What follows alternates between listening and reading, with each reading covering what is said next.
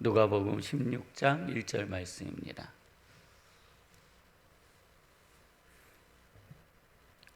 제가 봉독해 드리겠습니다. 또한 제자들에게 이르시되 어떤 부자에게 청지기가 있는데 그가 그 주인의 소유를 낭비한다는 말이 그 주인에게 들린지라. 2024년 4월 5일 역대 최고 기온은 1994년 18도였고 역대 최저 기온은 1969년 영하 3도였다고 합니다. 평균 최고 기온은 14도이고 평균 최저 기온은 2도입니다. 오늘날 최고 기온은 18도이고 최저 기온은 6도입니다. 오늘 말씀 16장은 우리 성도님들께서 너무나도 잘 알고 있는 말씀이고 또 이 본문도 여전히 많이 들었던 본문 중에 한 본문. 그래서 우리는 이 본문만 들으면 결론이 이미 다 이렇게 도달되어 있습니다.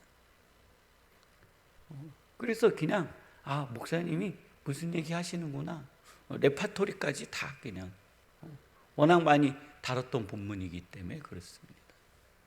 그래서 내용은 그렇죠.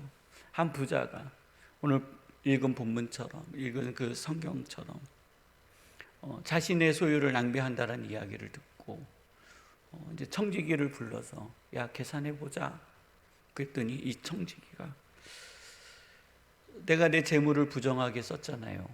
그러니 계산하고 나면은 내가 분명히 문제가 일어나니 큰일 났다. 나는 망했다.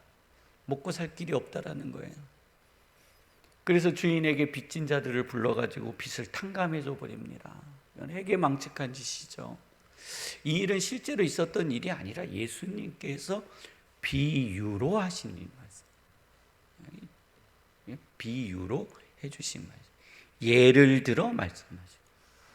예를 들어서 이렇다라고 하는 거예요.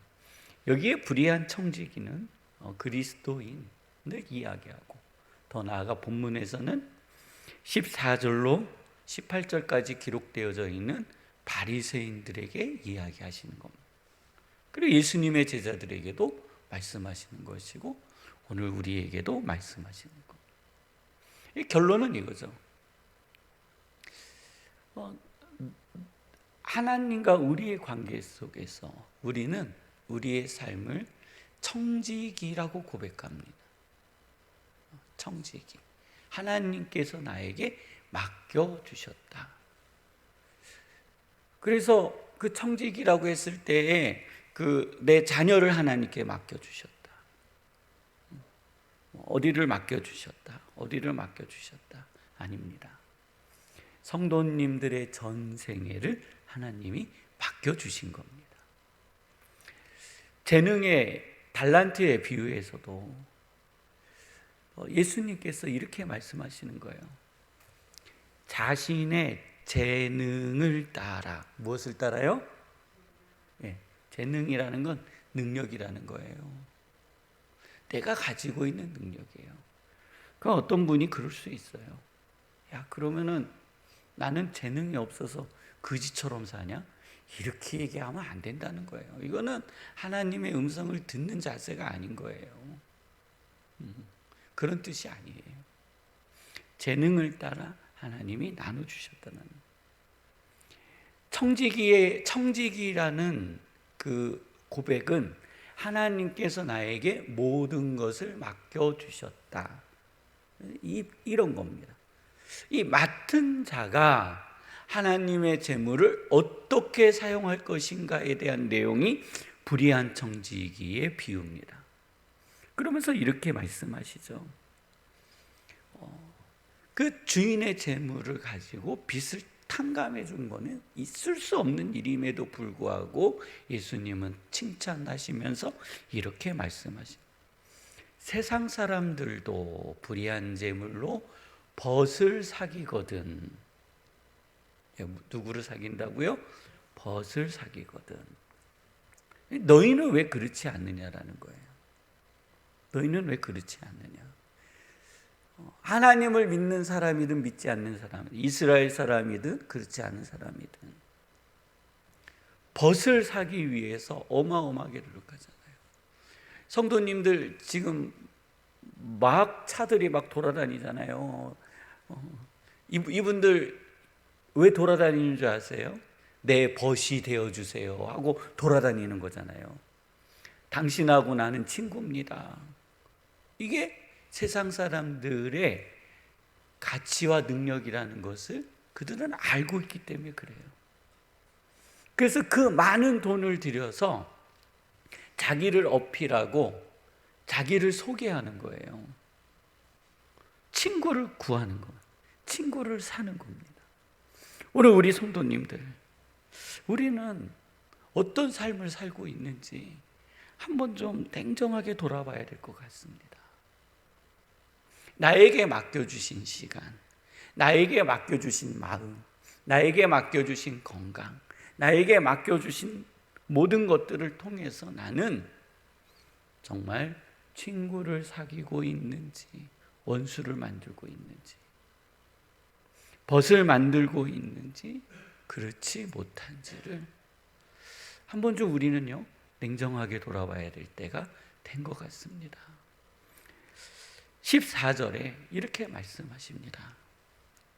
바리새인들은 돈을 좋아하는 자들이라 이 모든 것을 듣고 비웃거늘. 그러니 앞에 있는 불의한 청지기의 이야기를 듣고 이 바리새인들은 돈을 좋아하는 자라 예수님을 비웃었다라는 거예요. 이건 이야기, 그냥 예로 든 거기 때문에 예수님을 비웃었다는 거예요. 그랬더니 예수님께서 이렇게 말씀하시는 거예요. 예수께서 이르시되 너희는 사람 앞에서 스스로 옳다 하는 자들이나, 너희들은 사람들 앞에서 하나님의 말씀을 가지고 스스로 옳다 하는 자들. 바리새인들은요, 말씀이 생명인 사람들입니다. 율법이 생명인 사람들. 그들은 말씀을 가진 자라고 이야기합니다. 그런데 너희 마음을 하나님께서 아시나니, 그렇죠? 사람 중에 높임을 받는 그것은 하나님 앞에 미움을 받는 것이니라.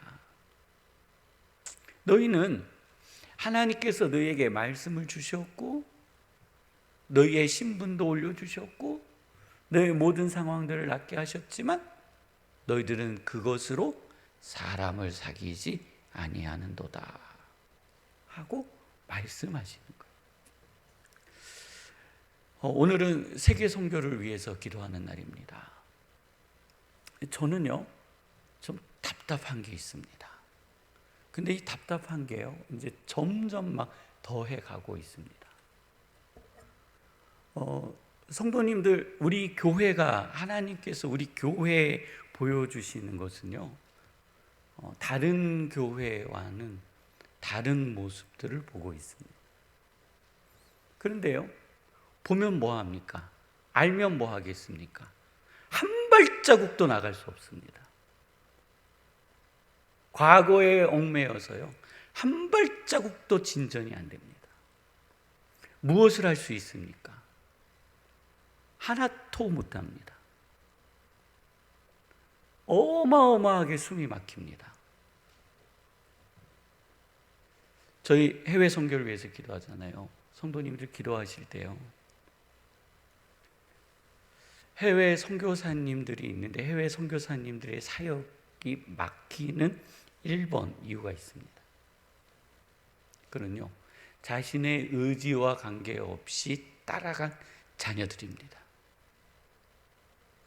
자녀들이 현지에서 무너지면은요, 선교사님들 사역이 되지 않습니다. 일이 되지 않습니다. 그건 마찬가지로 한국에 있는 사역자들도 마찬가지예요. 목회자도 마찬가지예요. 저희는요, 선교사님들의 그 가정의 아픔과 슬픔과 고통을 잘 알고 있습니다. 그래서 그 문제도 우리 교회는 해결해 줄 수 있습니다. 뭐가 없는 줄 아십니까? 비행기를 타고 갈 돈이 없습니다. 자본 앞에서 자꾸 막히는 겁니다. 우리는요, 한국 사회에 있는 많은 상상을 초월할 수 없는 고통과 아픔을 당한 사람들이 있습니다. 우리 교회는요, 도울 수 있는 힘이 있습니다. 능력이 있습니다. 성도님들, 교회는요, 이제요, 쌀 나눠주는 시대가 넘었습니다. 외려 이제는요, 쌀 받아서 교회로 갖다 주십니다. 그게 한국 사회입니다. 정치인들 나와서요, 5세부터 무상교육 시켜준다고 그러고요, 돈 얼마 준다고 그러고요. 이거는요, 이미 선진국이 가는 길 위에서 다 보여준 겁니다. 교회가 돈을 나눠줘서 복음이 전파된다, 이런 시대는 이미 지나가 버렸습니다. 바꿔야 하는 겁니다. 선교의 방식도 바뀌어야 되고, 복음을 전하는 방식도 바뀌어야 되고. 그럼 목사님 왜 안 하세요? 답답하다니까요. 숨이 막힌다니까요. 알면 뭐 하겠습니까? 할 수 있는 게 하나도 없습니다. 그냥 저 자신이 무능해지는 듯한 느낌을 받습니다. 오늘 성도님들, 우리가 기도하실 때요, 하나님, 우리 중앙교회가 이곳에 세워졌을 때 하나님께서 원하시는 그 무엇이 있지 않겠습니까? 하나님, 그 뜻을 이루어 주옵소서.